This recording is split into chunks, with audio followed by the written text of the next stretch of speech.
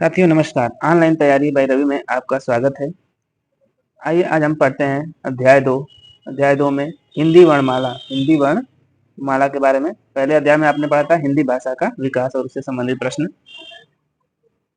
को हल किए थे। आइए आज चैप्टर 2 पढ़ते हैं हिंदी वर्णमाला अल्फाबेट। वर्ण किसे कहते हैं? जब उच्चारित ध्वनियों को लिखित रूप में प्रस्तुत किया जाता है तो उसके लिए कुछ लिखित चिन्ह, लिपि चिन्ह जिसे भी कहते हैं, लिपि चिन्ह बनाए जाते हैं। ध्वनियों को व्यक्त करने वाले लिपि चिन्ह को ही हम वर्ण कहते हैं।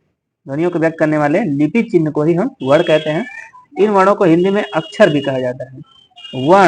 वर्ण हमारी उच्चारित भाषा या वर्ण की सबसे छोटी इकाई है। प्रश्न में आता है सबसे छोटी इकाई क्या है? वर्ण। इन्हीं इकाइयों को मिलाकर शब्द और वाक्यों की रचना होती है। ठीक है। वर्णों के उच्चारण समूह को वर्णमाला कहते हैं। हिंदी वर्णमाला में 44 वर्ण है। अब यहाँ पे आप कहेंगे कि कुछ पुस्तकों में 52 लिखा रहता है, 52। तो यहाँ पे ध्यान देने वाली बात है कि 44 वर्ण मैंने क्यों लिखा है कि यहाँ मूल वर्णों की संख्या, हिंदी में मूल वर्णों की संख्या 44 है। हिंदी में मूल वर्णों की संख्या 44 है। मूल वर्णों की संख्या 44 और कुल पूछेगा जब तो कुल वर्णों की संख्या 52। ठीक है। दो भेद होते हैं हिंदी वर्णमाला में। कितने भेद होते हैं? 2, स्वर और व्यंजन। हिंदी वर्णमाला में पहले स्वर आता है, बाद में व्यंजन। ये हिंदी वर्णमाला की व्यवस्था की गई है। स्वर किसे कहते हैं? स्वर आपको पता ही है। उन वर्णों को कहते हैं जिनका उच्चारण स्वतंत्रता से अर्थात बिना किसी व्यवधान के होता है। स्वर व्यंजनों के उच्चारण में सहायक होते हैं। मतलब व्यंजन के उच्चारण में सहायता कौन करता है? स्वर। इनकी संख्या 11 है। इनकी संख्या 11 है। जैसे अ, आ, छोटी, बड़ी, छोटा, बड़ा, री, ए, ऐ, ओ, औ। कुल मिला के 11 अनुस्वार, अंक और विसर्ग अ।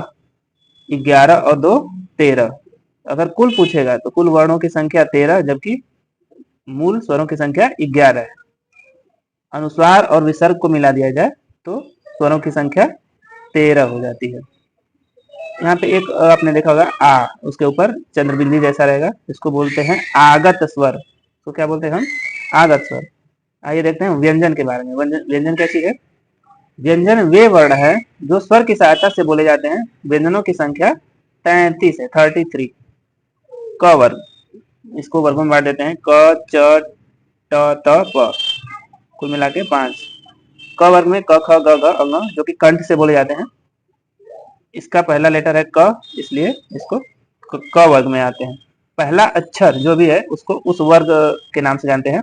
च वर्ग में च, छ, ज, झ, य जो कि तालु से बोले जाते हैं। ट वर्ग में ट, ठ, ड, ढ, ड़ जो कि मूर्धा से बोले जाते हैं। और ये ड, अगर नीचे बिंदी जो ड और ढ, इसको द्विगुण व्यंजन कहते हैं। क्या कहते हैं? द्विगुण। इसका एक और नाम है उत्क्षिप्त। उत उत्क्षिप्त, द्विगुण या उत्क्षिप्त भी कहते हैं।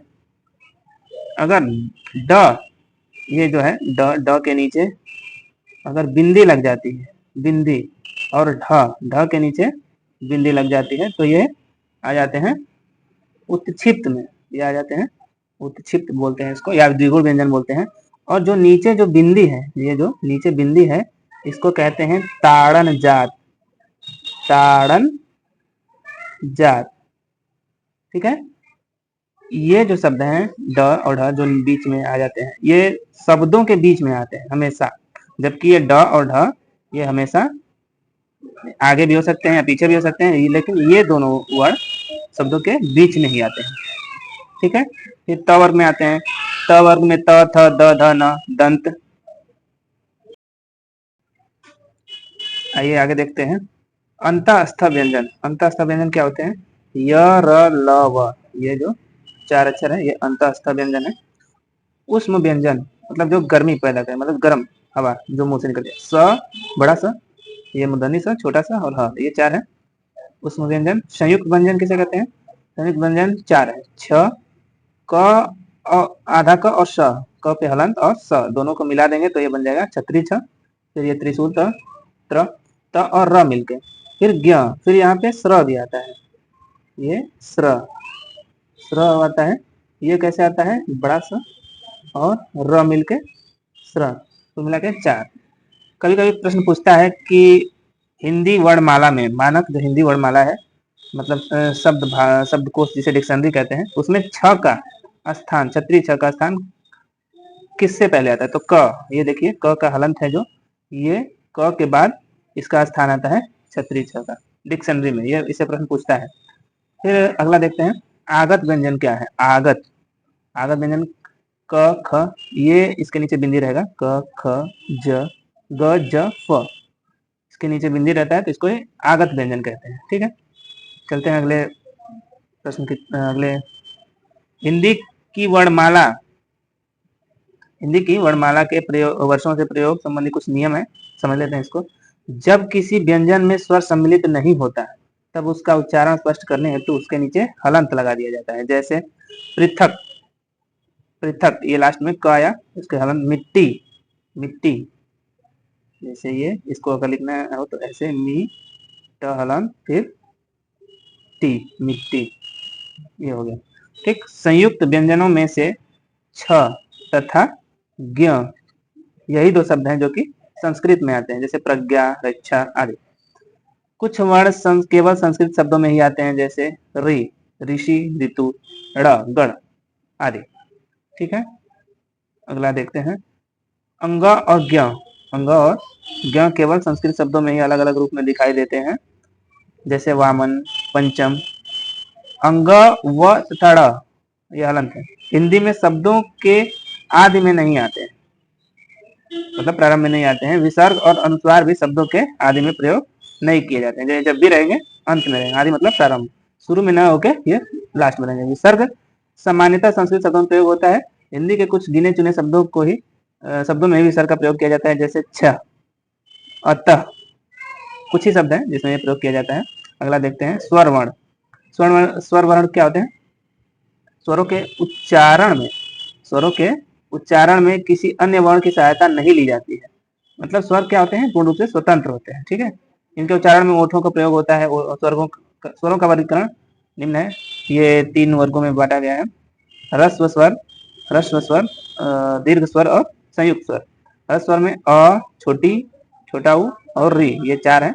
दीर्घ स्वर में आ, बड़ी, बड़ा उ। ह्रस्व स्वर को सामान्यतः ये सिंगल पाई से व्यक्त करते हैं, और दीर्घ स्वर को ये एस के आकार से, और संयुक्त स्वर को या प्लतु स्वर। आइए आगे देखते हैं, मात्रा चिन्ह। मात्रा चिन्ह के बारे में क्या है कि व्यंजनों के विविध उच्चारणों को स्पष्ट, व्यंजनों के विविध उच्चारणों को स्पष्ट करने हेतु जब उनके साथ स्वर का प्रयोग होता है, योग होता है, तब स्वर का वास्तविक रूप जिस रूप में परिवर्तित होता है उसे ही मात्रा कहते हैं। मात्रा किसे कहते हैं?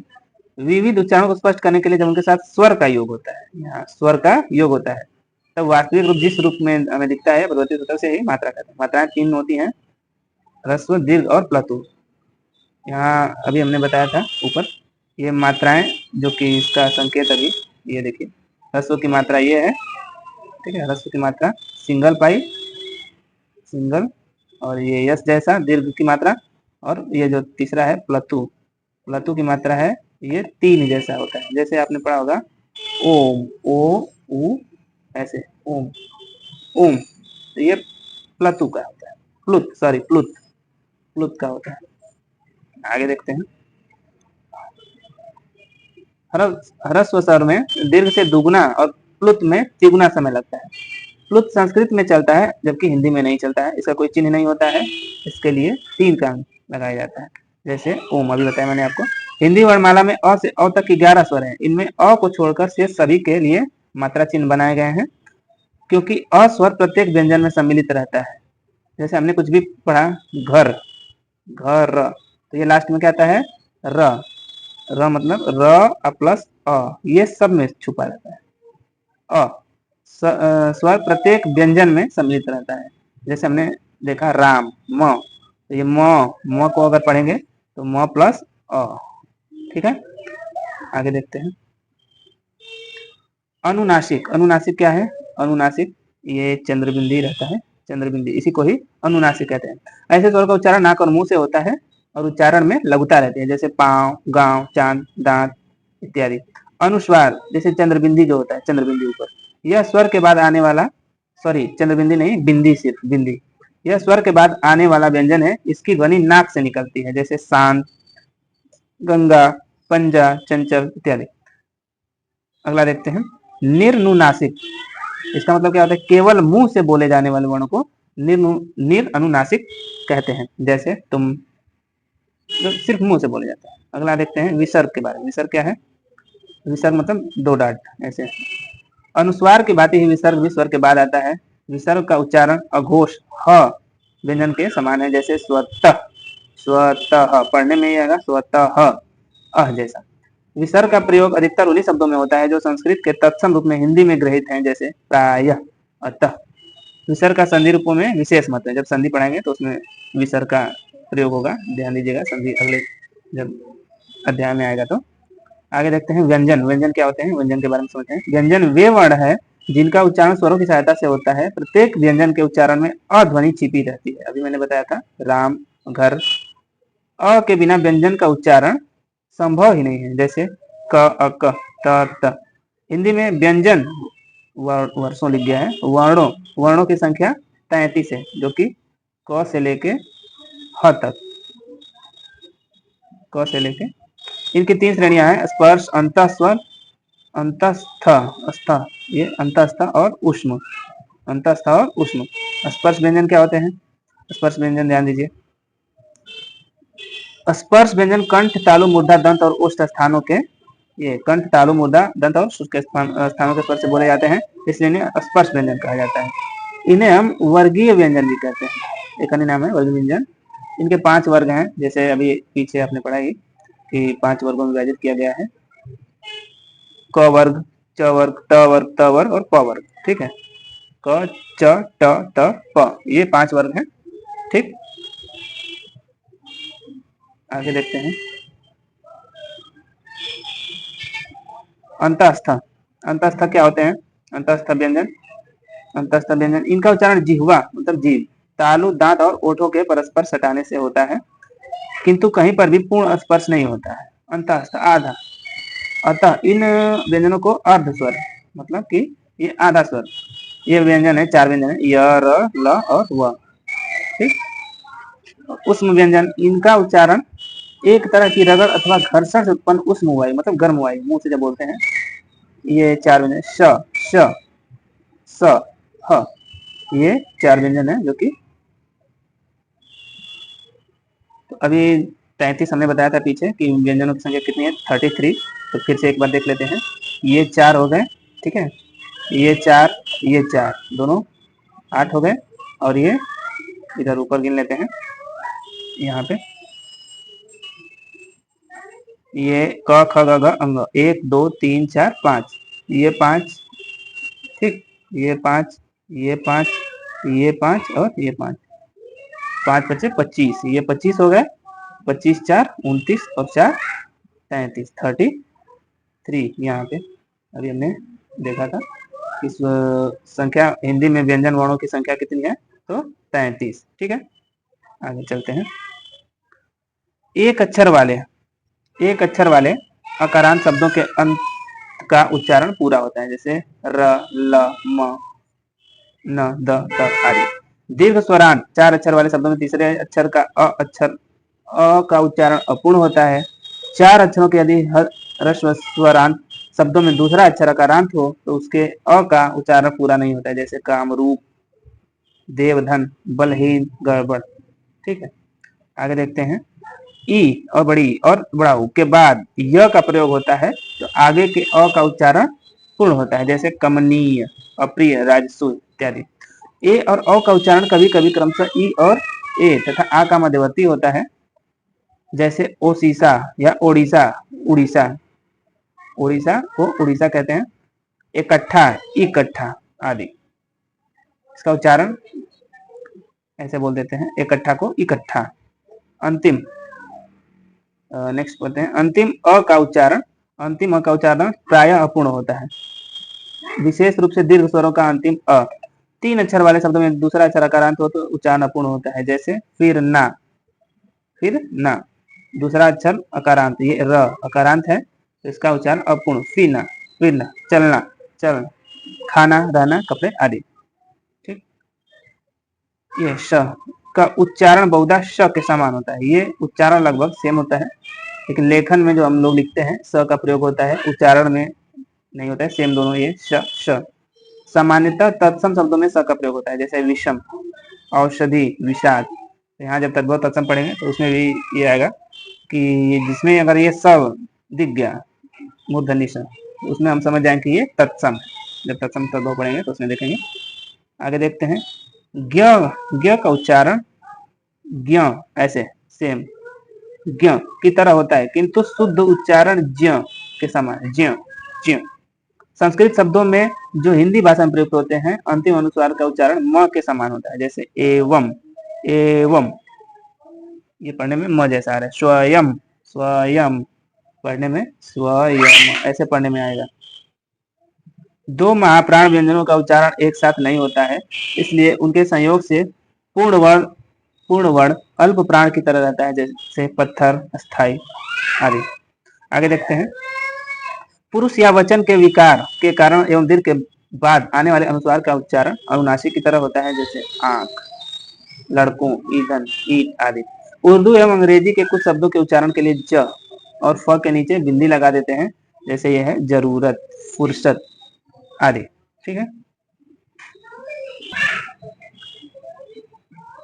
यहाँ पे हम एक चीज बता देते हैं अयोगवाह के बारे में। अभी आपने पढ़ा था अयोगवाह। अयोगवाह क्या चीज है? अयोगवाह ये अंग अंग अंग और अ अंग और अ को अयोगवाह कहते हैं। अयोगवाह मतलब अ मतलब होता है नहीं, अ मतलब नहीं, योग मतलब होता है जोड़ या जुड़ा, योग मतलब जुड़ा, और वाह मतलब साथ साथ चलने वाला, साथ साथ चलना, मतलब कि जो स्वरों से जुड़ा नहीं है किंतु साथ साथ गतिशील रहता है, उसे ही अयोगवाह कहते हैं। ठीक है, अगले वीडियो में आपको इस अध्याय से संबंधित प्रश्नों को हल किया जाएगा। ध्यान दीजिएगा, बहुत महत्वपूर्ण क्वेश्चन इससे जो है अगले वीडियो में देखना न भूलें। धन्यवाद।